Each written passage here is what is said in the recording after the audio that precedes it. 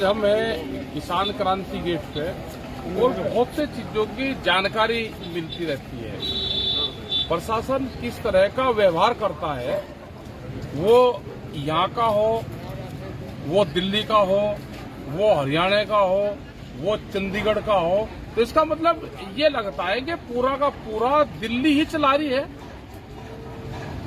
जैसे वहां पे 26 तारीख का हर जगह प्रोग्राम थे गवर्नर को ज्ञापन देने के, मतलब पूरे देश में मैसेज ये दे दिया कि गवर्नर किसी से मिलेंगे ही नहीं। गवर्नर कोई बीजेपी के थोड़ा है या गवर्नर सत्तारूढ़ पार्टी के होते हैं। गवर्नर सबका होता है। अगर कहीं कोई दिक्कत है तो गवर्नर साहब को अपनी बात कह दो, वो सरकार तक बात पहुंचा सकते हैं, सरकार को अपना वो बता सकते हैं कि भाई ये दिक्कत है, इनकी बात सुनो। यही पूरे देश भर में हुआ, यही चंडीगढ़ में हुआ। चंडीगढ़ में कुछ ऐसे लोगों के भी नाम लिखे हुए हैं, इसका मतलब ये हर आदमी को दबाना चाहते हैं कि कोई वो होगा तो लोगों को दबा दो। रास्ते में लगा रखे कोई गवर्नर साहब के वहां जा रहे हैं तो वहां पर जा लेने दो, मतलब पानी चलाओगे, लाठी चलाओगे और फिर लिस्ट बना के नाम डाल लोगे। कई लोगों के नाम इन्होंने डाले। एक वहां पे सोनिया मान लड़की, वो वहां पर थी भी नहीं, उसका नाम डाल लिया क्योंकि वो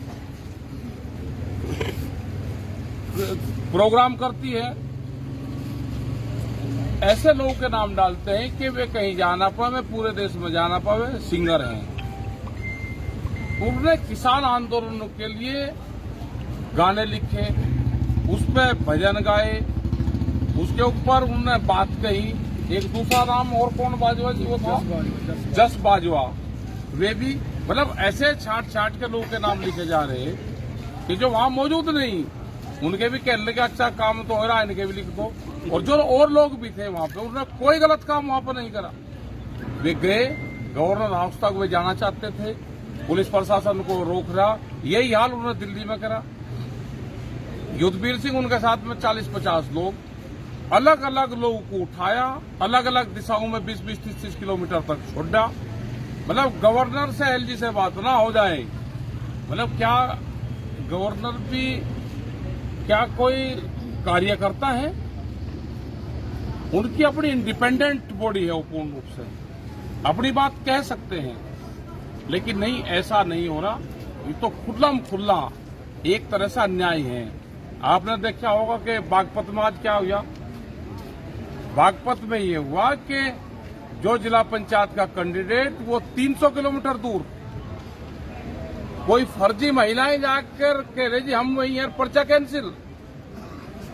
तो ये दिमाग खराब हो रहा है पूर्ण रूप से सरकारों का।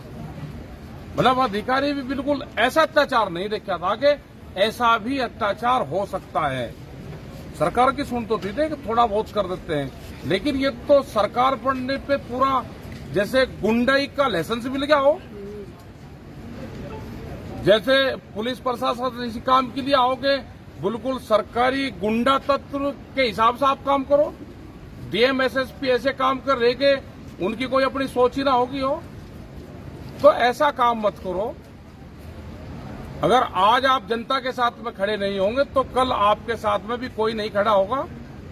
आप बिल्कुल सरकार कैसे बन जाओगे कि आप सही और गलत को सोचने की आपकी क्षमता ही खत्म हो जाएगी पूर्ण रूप से। जनता देखेगी, क्या जवाब दोगे जनता के सामने? तो ये इस तरह के हरकत मत करें, अपना ठीक करें, नहीं तो जनता खड़ी होगी। कोई विश्वास फोर्स का भी नहीं करने का, कोई विश्वास डीएम एसएसपी का भी नहीं करने का। मतलब यही हाल उत्तराखंड में हुआ। गवर्नर से नहीं मिलने देना, गिरफ्तार करेंगे, लाठियां चलाएंगे। यही हाल उत्तर प्रदेश में, पूरे देश भर का बुरा हाल हो गया। तो ये नहीं होना है। इसके लिए किसान एकजुट हो, देश का नौजवानों को निकलना पड़ेगा, बात अपनी रखनी पड़ेगी। जो बेरोजगार लोग हैं उनको निकलना पड़ेगा। अब टाइम आ गया कि उनको निकलना पड़ेगा, सरकारों को बात सुननी पड़ेगी। और सरकार नहीं बात सुनेगी तो ये आंदोलन जारी रहेंगे। राकेश टिकैत, किसान क्रांति गेट, गाजीपुर, यूपी, दिल्ली।